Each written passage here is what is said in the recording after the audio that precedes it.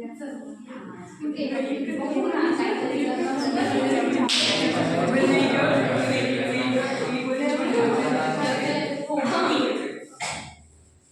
माहिती का आज आपल्या गावाला 7 वाजेला कार्यक्रम आहे?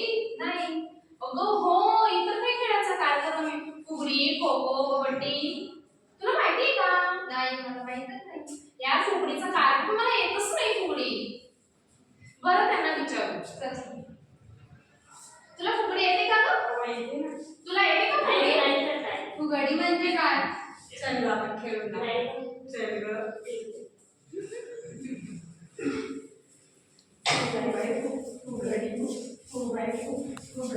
ए थांबा, हे काय लावलंय? ए थांबा ग, हे काय लावलंय?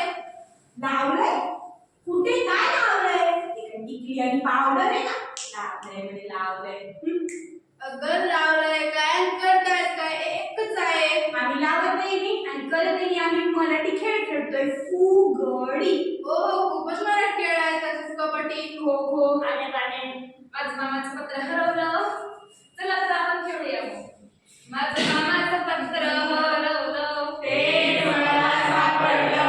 माझं मामाचं पत्र हरवलं, ते मला सापडलं. माझं मामाचं पत्र हरवलं, ते मला सापडलं. माझं मामा काय लावलंय किंवा कुठे काय लावलंय? खेळ खेळतोय आम्ही. तू म्हणतोस थांब, ही म्हणतेस थांब. खेळ खेळतोय आम्ही. माझं मामाचं पत्र हरवलं. अरे आता खूप प्राचीन खेळ आहे. हे पहा, आधुनिकीकरण मोबाईल, त्याच्यात आपण घरी बसून कोणतेही खेळ खेळू शकतो.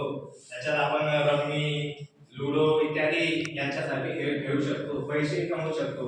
लोक कुठे जाणे, तुम्ही तर प्राचीन खेळ खेळताय. तुझा मोबाईलचा खेळ ना तुझ्याजवळच ठेव. हो हो बरोबर आहे. तुझा मोबाईलचा खेळ तुझ्या जवळच राहते. जरी तू मोबाईलचा खेळ खेळून पैसे कमवत असला तरी मराठी खेळ खेळल्यामुळे शारीरिक आणि बौद्धिक विकास होते. संत ज्ञानेश्वरांनी ज्ञानेश्वरी लिहिताना असं म्हटलं आहे की अमृताहुनी जरी पैज लावली तरी आपली मराठी भाषा जिंकणार, अशी आपली मराठी भाषा आहे. शेवट जुनं ते सोनंच असतं. मराठी भाषेला अभिजात भाषेचा दर्जा देखील मिळाला आहे. हो बरोबर सांगतो तू. मराठी भाषेला अभिजात भाषेचा दर्जा मिळाला म्हणजे काय? तर थांबा मी तुम्हाला सांगतो. मराठी भाषेला अभिजात भाषेचा दर्जा मिळाला म्हणजे असं की कुठल्याही भाषेतील ग्रंथांना आपण मराठीमध्ये अनुवादित करू शकतो व मराठी भाषेतील ग्रंथांना आपण कुठल्याही भाषेतील ग्रंथांमध्ये अनुवादित करू शकतो. यामुळे मराठी भाषेत मोठ्या प्रमाणावर भर पडते. हो हो बरोबर आहे. तसंच देशातील विविध ठिकाणी विद्यापीठांमध्ये मराठी भाषा केंद्र सुरू होणार. तसेच व्यवसायिक सूत्रसंचालन म्हणून आपण काम करू शकतो. अरे हो, विविधता. अरे अरे हो, आपल्या मराठी भाषेमुळे विविध संध्या उपलब्ध होणार. मराठी भाषेमुळे आपण आकाशवाणी केंद्रात रेडिओ जॉकी म्हणून देखील कार्य करू शकतो. मराठी भाषेमुळे आपल्याला अनेक कार्यालयांमध्ये पत्रकार, मुलाखतकार, मुद्रित शोधक म्हणून देखील कार्य करता येते. मराठी साहित्यामुळे आपल्याला अनेक व्यावसायिक संधी देखील उपलब्ध होतात.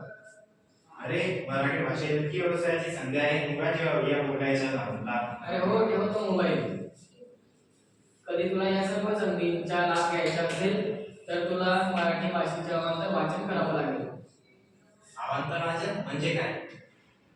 अवांतर वाचन म्हणजे शिक्षणाव्यतिरिक्त केले गेलेले वाचन होय. या वाचनास आपण छंद म्हणून देखील जोपासू शकतो किंवा बौद्धिक विकासासाठी केले गेलेले वाचन म्हणजे अवांतर वाचन. यासाठी आपल्याला कुठं दूर जायची आवश्यकता नव्हे, तर नंदुरबार तालुका विधायक समितीचे गजमल तुळशीराम पाटील कनिष्ठ महाविद्यालयाचे ग्रंथालय हे खूप मोठे साधन आहे. ग्रंथालय फार मोठे असून त्यात मराठी साहित्याचा खूप मोठा वाटा आहे. यात प्राचीन ते आधुनिक सर्व प्रकारचे मराठी साहित्य आपल्याला बघण्यास मिळते.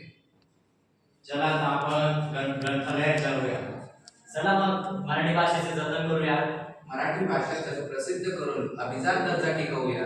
टिकवूया टिकवूया